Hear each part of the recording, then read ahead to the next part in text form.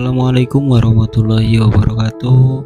Yang terhormat Bapak Dodi Yanuar selaku dosen pengampu mata kuliah Pendidikan Pancasila, dan yang saya hormati teman-teman semua yang sudah menyimak atau mendengarkan video kali ini.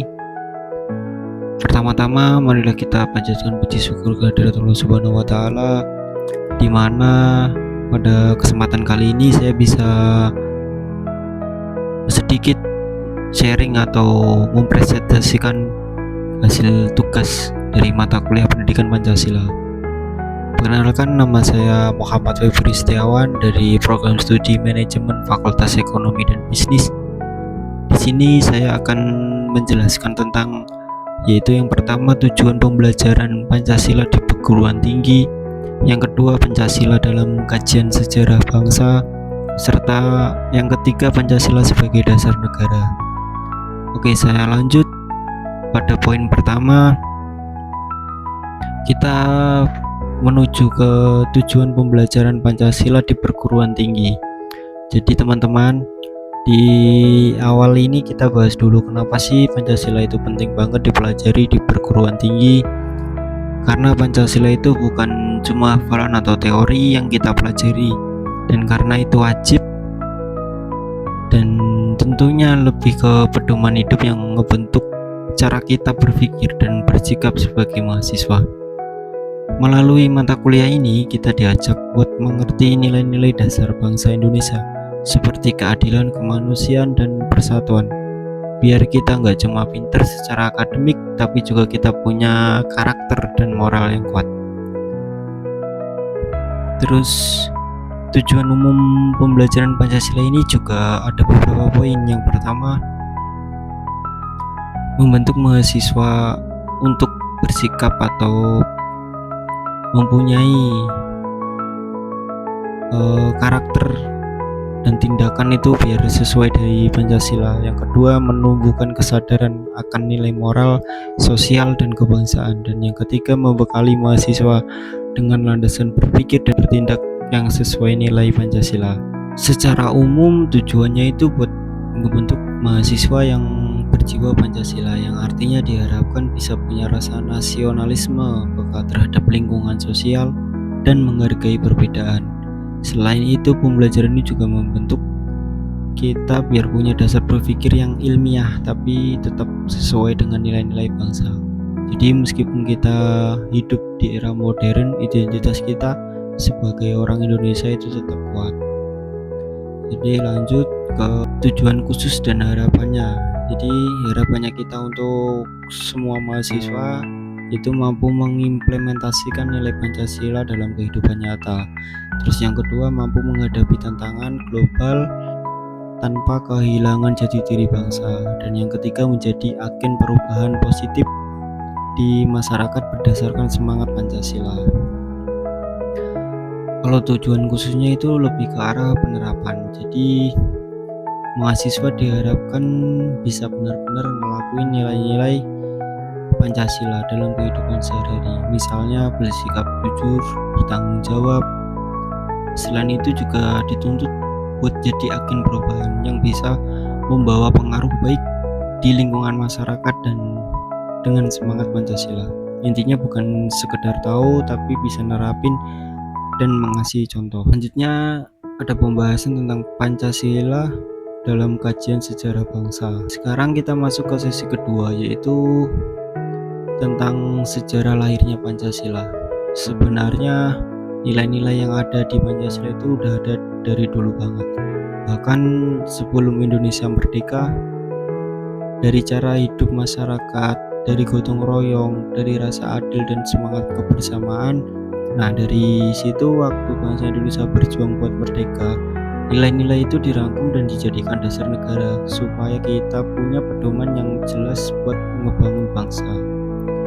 Jadi pada pengantar sejarah Pancasila ini, nilai-nilai Pancasila telah tumbuh dari budaya, adat, dan tradisi bangsa Indonesia sejak lama. Gagasan ini muncul semangat persatuan dan kemerdekaan. Pancasila Pancasila itu resmi dirumuskan saat sidang BPK UPKI pada tahun 1945. Proses perumusan Pancasila itu bertepatan pada tanggal 1 Juni 1945 pada saat Soekarno mengusulkan 5 prinsip dasar negara, yaitu yang kedua pada tanggal 22 Juni 1945 yaitu pembentukan panitia 9 dan merumuskan Piagam Jakarta, dan pada tanggal 18 Agustus 1945 itu disahkannya dalam pembukaan Undang-Undang Dasar 1945 sebagai dasar negara. Proses lahirnya Pancasila ini cukup panjang, dimulai dari sidang BPUPKI tahun 1945 sampai 18 Agustus 1945 dalam pembukaan Undang-Undang Dasar 1945. Di situ kelihatan banget kalau Pancasila lahir dari hasil pemikiran, musyawarah dan kesepakatan berbagai golongan bangsa. Jadi benar-benar hasil persatuan. Terus selanjutnya makna historis Pancasila. Pancasila adalah hasil dari kesepakatan nasional yang menyatukan keberagaman dan mengandung nilai persatuan, gotong royong, dan keadilan menjadi jiwa dan kepribadian bangsa Indonesia. Dari sisi sejarah, Pancasila punya makna yang dalam banget. Dia bukan cuma hasil rapat atau dokumentasi, tapi simbol persatuan bangsa, nilai-nilai penggambaran jati diri Indonesia atau bangsa yang beriman, berperi kemanusiaan atau menjunjung persatuan, demokratis, dan adil.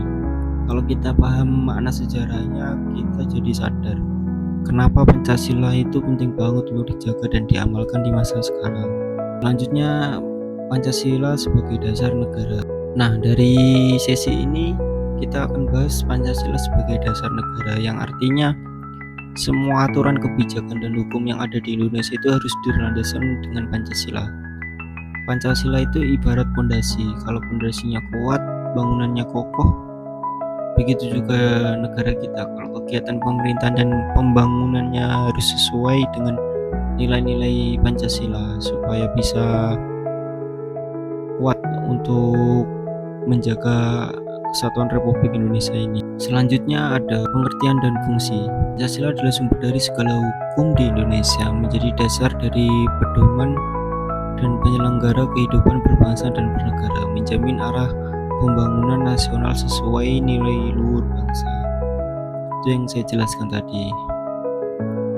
Terus kedudukan Pancasila berada di puncak hierarki peraturan perundang-undangan, menjadi tolak ukur politik dan sosial. Semua hukum dan kebijakan negara harus sejalan dengan Pancasila.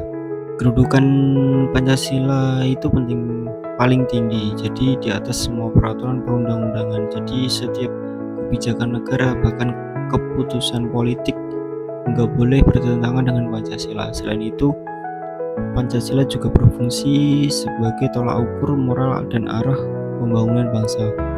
Kalau ada hal-hal yang nggak sesuai nilai kemanusiaan dan keadilan, berarti itu adalah udah melenceng dari semangat Pancasila.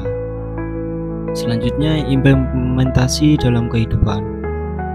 Untuk mengamalkan nilai Pancasila dalam kehidupan sehari itu kita bisa bersikap seperti adil, toleran, dan gotong royong.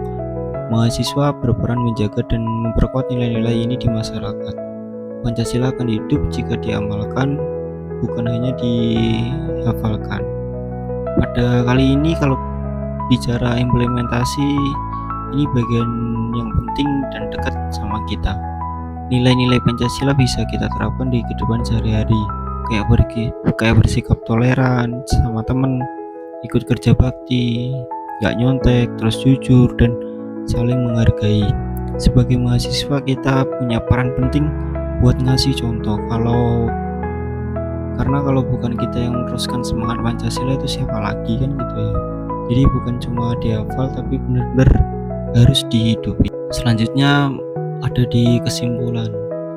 Pembelajaran Pancasila di perguruan tinggi memiliki peran penting dalam membentuk mahasiswa yang berkarakter, berintegritas, dan cinta tanah air. Melalui pemahaman sejarah lahirnya Pancasila ini, kita belajar bahwa nilai-nilai luhur bangsa seperti gotong royong, keadilan, dan persatuan telah menjadi dasar berdirinya negara Indonesia. Sebagai dasar negara, Pancasila bukan hanya pedoman hukum dan pemerintah, tapi juga panduan moral dan perilaku dalam kehidupan sehari-hari.